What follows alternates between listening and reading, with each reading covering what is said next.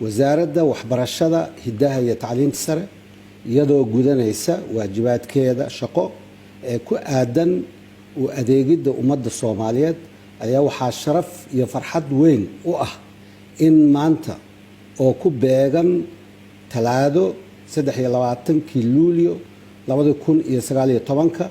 in ay soo bandhigto natiijada imtixaanka shahaadiga ah ee fasalka 12aad ee sanad dugsiyeedka 2018-2019 waxaa imtixaanka la qaaday 27 ilaa 31 bishii Maajo ee 2019 isla markaana lagu galay 106 xarumood oo ku kala yaala gobolada dalka waxaa guud ahaan sanadkan imtixaanka u fariistay 29434 arday oo natiijadooda celceliska ahaan hoos ku xusan halka 10ka arday ee ugu sareysay guud ahaan imtixaanka magacyadooda iyo natiijadooda ay tahay sida soo socota sida aan sheegnay imtixaanka waxa uu fariistay 29434 waxaa gudubtay imtixaanka 22499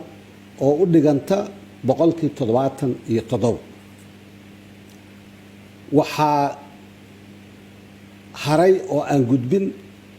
tiro dhan 6937 oo u dhiganta 23%. wiilasha imtixaanka galay waxay tiradooda ahaa 18584 wiilasha gudbay imtixaanka ee guuleystay waxay tiradoodu dhan tahay 14337 oo u dhiganta 75%. tirada wiilasha ee aan gudbin waxay dhan tahay tiradoodu 4247 oo u dhiganta 25%. tirada gabdhaha guud ahaan galay imtixaanka waa 10850 inta gudubtay waa 8162 inta aan gudbin waa 2688 oo u dhiganta 25%. inta gudubtayna waxay u dhigantaa 75%. magacyada ardayda ugu sareysay 10ka ugu sareysay iyo dugsiyada ay ka socdaan iyo natiijada heleen waxay u qormaysaa sidan soo socota luqmaan maxamed nuur maxamed oo ka soo baxay dugsiga alfajar wuxuu helay 95.43 labo sowda cabduqaadir cali mire oo ka soo baxday dugsiga macalin aadow waxay heshay 95% celceliska. saddex cabdirasaaq cismaan cabdiraxmaan wuxuu ka soo baxay moonlight heliwa wuxuu helay 94.5. afar maxamed xasan cabdi maxamuud wuxuu ka soo baxay iskoolka magaciisa la yiraahdo iftin warta nabadda wuxuu helay 94.21. shan cadnaan maxamed ibraahim nuur wuxuu ka qalin jebiyey dugsiga maamuur hodan wuxuu helay 94.14. lix shamsudiin maxamed cali yuusuf wuxuu ka qalin jebiyey dugsiga SYL caymiska wuxuu helay 94.7 تضبط عبد الرحيم علي قاسم عبد الله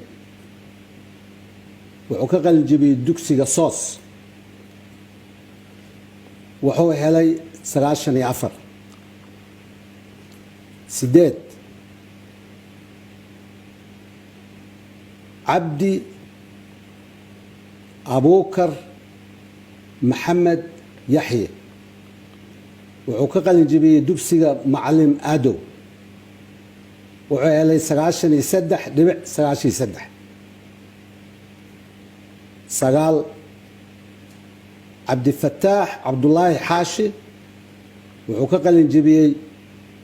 عمر الفاروق عدادو وحو هلي 93.6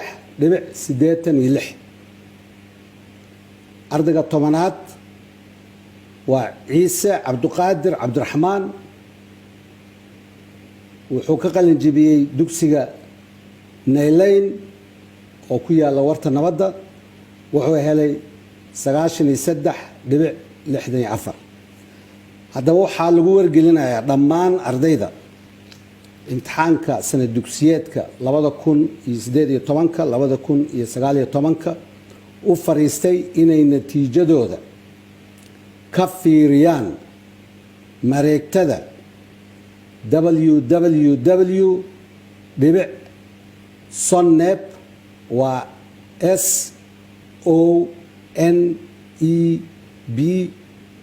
SONEB.gov oo u qormayso gov.so waxaad ka fiirsan doontaa shaashadda aan hadda idin hor taallo iyadoo muddo ku qoraanayso si aad u guursataan halka qof kasta oo natiijada roll numberkiisa si uu u arko natiijada gaarka ah macnaheedu waxa waaye markaa website-kaas gashid waxaa arki doontaa meel ku warsanayso inaad roll numberkaaga gelisid markaa gelisidna natiijadaadaad helaysaa insha allah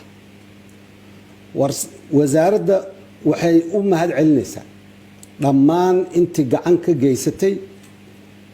taabagelinta imtixaanka oo ay ugu horeeyaan madaxda iyo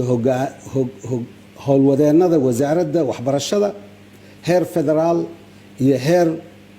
dowlad goboleedba hay-adaha amniga macallimiinta iyo bahda waxbarashada dhammaantood